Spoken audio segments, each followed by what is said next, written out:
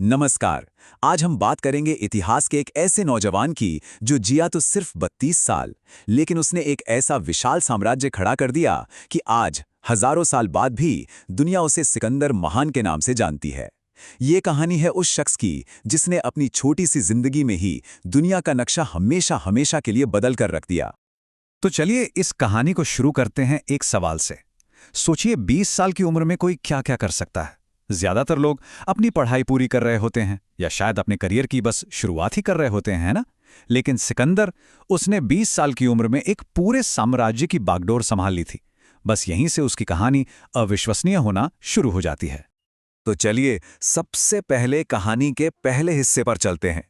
देखते हैं कि आखिर कैसे एक राजकुमार इतनी तेजी से राजा बना और फिर दुनिया को जीतने के सफर पर निकल पड़ा। देखिए, सिकंदर की परवरिश कोई आम परवरिश नहीं थी। उसके पिता थे राजा फिलिप द्वितीय, जो खुद एक बहुत बड़े सैन्य रणनीतिकार थे, और उसके टीचर वो थे महान दार्शनिक अरस्तु। मतलब एक तरफ उसे युद्ध की कला सिखाई जा रही थी और दूसरी तरफ ज्ञान और दर्शन की बातें। ये जो कॉम्बिनेशन था ना, इसी ने उसके दुनिया का सबसे बड़ा विजेता बनने की नींव रखी। और फिर 336 ईसा पूर्व में कहानी में एक बहुत बड़ा मोड़ आया। अचानक उसके पिता की हत्या कर दी गई। अब सोचिए, सिर्फ 20 साल का लड़का और उसके कंधों पर पूरे साम्राज्य का बोझ आ गया। लेकिन सिकंदर ने एक पल भी नहीं गंवाया।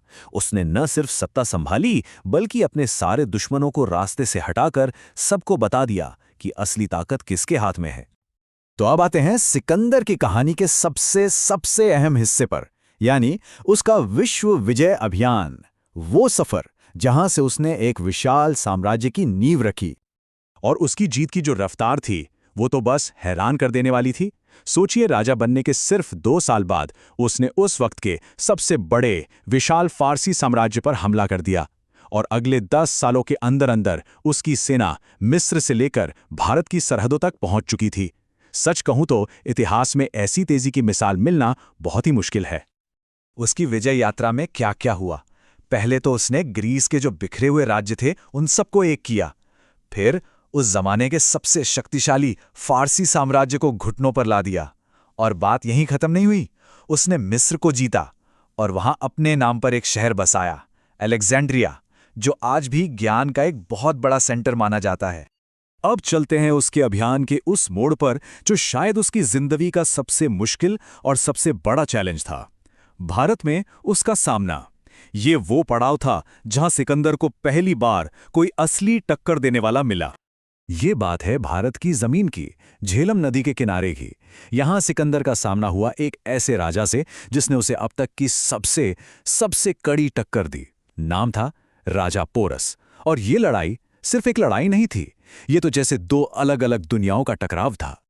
और यहां पर मुकाबला बिल्कुल बराबरी का नहीं था। एक तरफ थी सिकंदर की सेना, जो हजारों मील का सफर करके सालों से लड़ते लड़ते पूरी तरह थक चुकी थी। और दूसरी तरफ थी राजा पोरस की सेना, जो अपनी जमीन, अपनी मिट्टी के लिए लड़ रही थी। उन्हें यहां का मौसम पता था, यहां की जमीन पता थी, और उनके पास हाथियों की जबरदस्त ताकत थी। ये सिकंदर के लिए उसकी जिंदगी की सबसे बड़ी परीक्षा थी। कहते हैं राजा पोरस इतनी बहादुरी से लड़े कि जंग हारने के बाद भी वो एक विजेता की तरह खड़े थे। और सिकंदर उनकी इस हिम्मत से इतना ज्यादा इंप्रेस हुआ कि उसने ना सिर्फ पोरस का राज्य उन्हें वापस कर दिया, बल्कि उन्हें अपना दोस्त भी बना लिया। ये बात दिखाती है कि सिकंदर सिर्फ एक जालिम विजेता नहीं था, वो बहादुर योद्धाओं की इज्जत करना भी जानता था। लेकिन पोरस पर जीत के बावजूद सिकंदर पूरे भारत को नहीं जीत पाया। क्यों? क्योंकि उसकी अपनी ही सेना ने आगे बढ़ने से साफ मना कर दिया। सोचिए, सालों की लड़ाई, घर से हजारों मील दूर, और भारत का मुश्किल मौसम, इन सब ने सैनिकों के हौसले तोड़ दिए थे। वो सिकंदर जो दुनिया जीतने निकला था, उसे पहली बार अपनी ही सेना के आगे झुकना पड़ा, और बस यहीं पर उसका विश्व विजय का सपना अधूरा रह गया। तो अब हम पहुंचते हैं सिकंदर की जिंदगी के आखिरी चैप्टर पर, उसका अधूरा सफर और उसकी रहस्यमयी मौत। भारत से लौटने के कुछ ही वक्त बाद बेबीलोन में सिकंदर की मौत हो गई, और उसकी उम्र क्या थी? सिर्फ 32 साल। और ये जो कुछ भी उसने हासिल किया था ना, ये सब उसने किया था सिर्फ 13 साल के अपने शासन में। 13 साल, ये छोटी सी अवधि उसकी उपलब्धियों को और भी ज्यादा असाधारण बना देती है। और उसकी मौत आज भी इतिहास के सबसे बड़े रहस्यों में से एक है। कोई नहीं जानता कि असल में हुआ क्या था। क्या उसे मलेरिया या टाइफॉइड जैसी कोई बीमारी हो गई थी, या बहुत ज्यादा शराब पीने की वजह से उसकी जान गई, या फिर क्या उसे किसी ने चुपके से जहर दे दिया था। सच जो भी हो, वो शायद हमेशा के लिए इतिहास में ही दफन हो गया है। तो अब सवाल ये उठता है कि सिकंदर अपने पीछे क्या छोड़ गया?